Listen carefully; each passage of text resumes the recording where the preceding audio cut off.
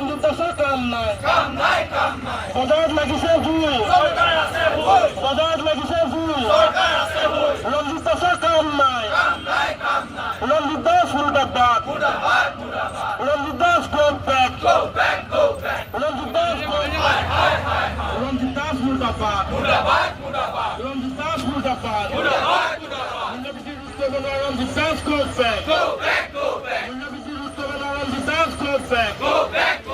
অত্যাৱশ্যকীয় খাদ্য সামগ্ৰী ইন্ধনজাত সামগ্ৰী জীৱনদায়িনী ঔষধকে আদি কৰি যি আকাশলংঘী মূল্য বৃদ্ধি হৈছে তাৰে আজি সদৌ অসম ছাত্ৰ সন্থাৰ আহ্বানত সদৌ যোৰহাট জিলা ছাত্ৰ সন্থাই জিলা সদৰ জিলা আয়ুক্ত কাৰ্যালয়ৰ সন্মুখত আমি প্ৰতিবাদী কাৰ্যসূচী গ্ৰহণ কৰিছে। ইতিমধ্যে আপোনালোকে দেখিছে যে যিটো হাৰত আকাশলংঘী মূল্য বৃদ্ধি হৈছে জনতাৰ মূৰত মাধমাৰ সুদাইছে।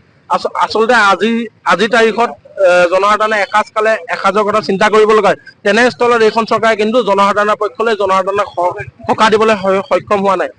যি স্মাৰ্ট মিটাৰ ইতিমধ্যে স্মাৰ্ট লুণ্ঠন আৰম্ভ কৰি দিছে। জীৱনদায়িনী ঔষধৰ আকাশলংঘী মূল্য বৃদ্ধিয়ে জনসাধাৰণৰ মূৰত ৰামটাঙোন সুদাইছে। তেনে পৰিপ্ৰেক্ষিতত কিন্তু ৰঞ্জিত দাসৰ নেতৃত্বত থকা এই যোগান বিভাগটো সম্পূৰ্ণৰূপে শুই আছে। গতিকে আজি আমি প্ৰতিবাদস্থলীৰ পৰা স্পষ্টভাৱে তেখেতলোকক আহ্বান জনাইছো। গতিকে জনসাধাৰণৰ সমস্যা তেখেতলোকে বুজি অতি শীঘ্ৰে মূল্যবৃদ্ধি নিয়ন্ত্ৰণ কৰা আজি সদৌ অসম ছাত্ৰ সন্থাৰ আহ্বান মৰ্মে আজি সমগ্ৰ অসমৰ লগতে আজি যোৰহাট জিলা ছাত্ৰ সন্থাৰ উদ্যোগতো আজি সমগ্ৰ অসমতে যে অত্যাৱশ্যকীয় সামগ্ৰী মূল্য বৃদ্ধি হৈছে এই মূল্য বৃদ্ধিৰ প্ৰতিবাদত আজি আমি বিক্ষোভ কাৰ্যসূচী ৰূপায়ণ কৰিছো।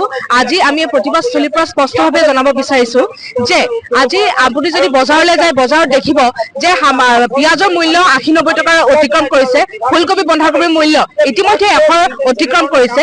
এই যি মূল্য বৃদ্ধি হৈছে এই মূল্য বৃদ্ধিৰ সমূহত কিন্তু সবাতোতকৈ যদি ক্ষতিগ্ৰস্ত হৈছে সেই ক্ষতিগ্ৰস্ত শ্ৰেণীটোৱে হৈছে যোনটোৱে স্থিৰ মূল্যত বেতনভোগী আমাৰ জনসাধাৰণ আৰু সেই শ্ৰেণীটোৱে হৈছে নিম্ন মধ্যবিত্ত শ্ৰেণী আৰু আমাৰ দুখীয়া শ্ৰেণীটো। এই দুখীয়া শ্ৰেণীটোৱে দৈনন্দিন যিটো আমাৰ দৈনিক তেওঁলোকৰ মজুৰি সেই মজুৰিয়ে তেওঁলোকে বজাৰেই কৰিব নে তেওঁলোকে সঞ্চয় কৰিব এই ধুমুজাত পৰি তেওঁলোকৰ কিন্তু আৰু বেছি দিন নাই যোনটো দিনত মাত্ৰ ভাতমুঠি আৰু নিমখে ভাত খাবলৈ বাধ্য হ'ব। গতিকে এই প্ৰতিবাদস্থলীৰ পৰা আমি এটাই কথা জনাব বিচাৰিছো চৰকাৰে আমাৰ যোগান বিভাগ অসম চৰকাৰ সম্পূৰ্ণৰূপে ব্যৰ্থ হৈছে মূল্য বৃদ্ধি ৰোধ কৰাত। গতিকে তেওঁলোকে অনতিপলমে উচিত পদক্ষেপ গ্ৰহণ কৰক নহলে কিন্তু এই প্ৰতিবাদ অনাদিকাললৈকে চলি থাকিব।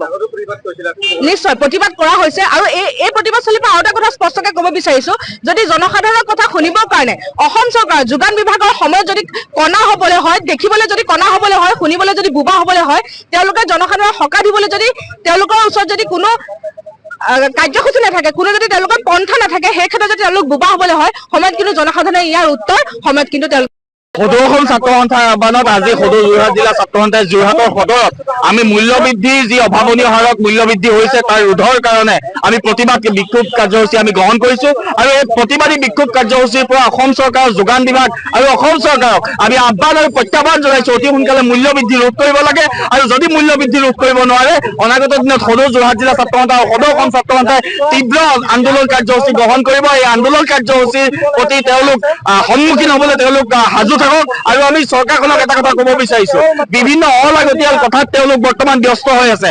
ৰাইজৰ মূল্য বৃদ্ধিৰ ফলত যি ৰাইজে দুৰ্ভোগ ভুগিবলগীয়া হৈছে এই ক্ষেত্ৰত কিন্তু চৰকাৰখনে কোনো ধৰণৰ ব্যৱস্থা গ্ৰহণ কৰা নাই আৰু সেইকাৰণে আমি চৰকাৰক আমি ক'ব বিচাৰিছো যদি এনেধৰণে থাকিবলৈ হয় অনাগত যি ইলেকশ্যন আহি আছে অনাগত নিৰ্বাচন আহি আছে সেই নিৰ্বাচনত কিন্তু আপোনালোকক যোগ্য প্ৰত্যুত্তৰ দিয়া হ'ব এইটো কথা কিন্তু স্পষ্ট।